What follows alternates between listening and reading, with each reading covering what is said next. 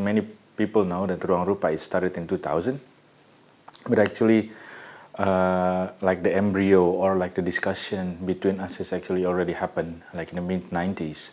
So we met each other like me and also other founder of ruangrupa is actually already when we were in the art school around 94. Obviously we have so many things in common, vision as well, and then also a lot of things that we share, some interests as well. So we did a lot of things actually in that time, you know, like music, concert, like art project in the few places in the city, and then also connecting two campuses between Jakarta and Jogja, and then also publishing some underground magazine or like comic magazine in that time.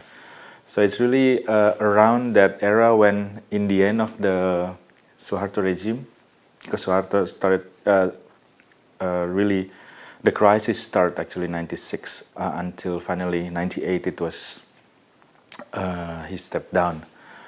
So how we met is actually also in the situation of student movement and also the change within Indonesia. Of course, we have a tradition as well, the artist group. I mean, we can go back to 1930s, for example, with Persagi, and then also 60s, 70s, and with Sanggar. But still the idea of artists as really a modern ideas as a single centralistic entity. So that actually what we're trying to break it down or trying to also question in the same time. Like all the thought is just actually pretty flexible and organic between us. So there is no sort of like a territorial, like a power territory that like this is my role and you cannot. It's not like that. So it's really it's very open at the same time. And also if we see like ruangrupa and also other similar organization now in Indonesia, it's really different because it's really aware of long-term vision. It's not a movement anymore. It's not like one-time movement like the one before, and like in the different decades, like in the 60s or 70s.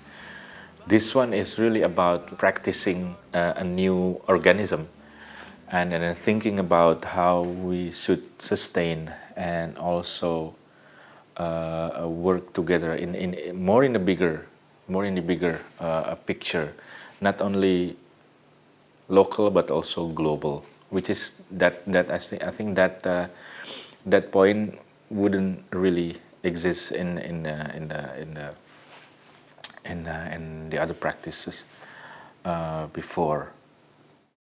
What we're doing right now is trying to figure out a new way of doing collectivity in a way that we're moving to a space, not only ruangrupa but also with other collectives in Indonesia, in Jakarta. We're sharing space, we're sharing a lot of facilities, etc. Like Forum Lenteng built their cinema, for example, and then gallery, etc., etc. It's all 1,000 square meters, but then the rest, the 5,000 indoor square meters, we're looking at it as a way to generate income first, so we can be independent from external, especially foreign fundings in the future, in the next 3 years. That's the ambition. Of course, we started being very local. Jakarta is very important for us, but in the last 4 to 5 years, we've been taken our concentration, our energy, our time as well to do something else outside of Jakarta. And then I think beginning this year, because of the moving process, etc., etc., a lot of us concentrate back to Jakarta, which is basically, we still think that it's the biggest homework we have is the local scene. we're trying our best not to become a new elite, because that's what we're against to begin with. So it needs to be loose. People just like hang out. There's no ruangrupa members. There's no ruangrupa non-members that way. No, it is just like a platform that everyone can come in and out, use up to a certain extent, and then forget about it. It began like that, but then we realize more our responsibility, how many people are actually listening to us closely, and then how many people took us seriously right now, which we didn't have, I don't know, 10 years ago. We realized we've become a school, informal school, kind of like educational place. I learned a lot from ruangrupa from 2003, started knowing them after 3 years being established, and then and other people as well, Ardi as well. But how could we make it formal? Maybe that's the question. In 2010, when we started talking about it, then we felt that we are entitled to do so. Oh yeah, finally we can say that we're making a school. Maybe we can become a Jakarta school instead of Frankfurt school, you know?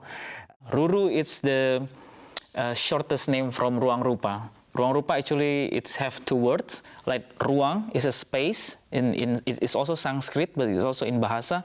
And rupa is also Sanskrit, mean visual form. So, but we blend it together, becoming a ruangrupa. So it's kind of like a space for visuals, or space for, it's a forming of space or something like that. But we make it closer to Ruru.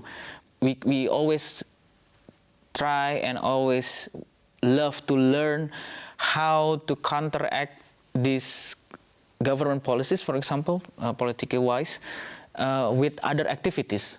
So in the way we just prove it by performing. We just perform. Because it's not necessities for us to be angry.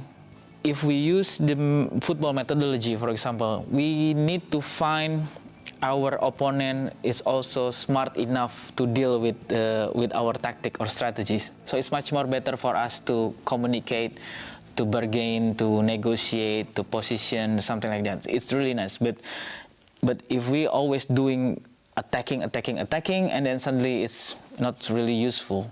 So particularly ruangrupa is becoming a home base for knowing, sharing, as well creating different kind connections.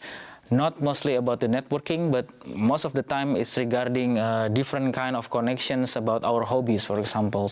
And then how sensibility us as an organization, also how sensitive we are as an artist to be more facing towards this different kind of diversities regarding different kind of thought, regardless histories, political issues, and for sure that we know already that ignorance is our enemy for sure. And then because of this kind of a turmoil, not only in Jakarta, but particularly in Indonesia or probably everywhere in the world, we need to start very simple.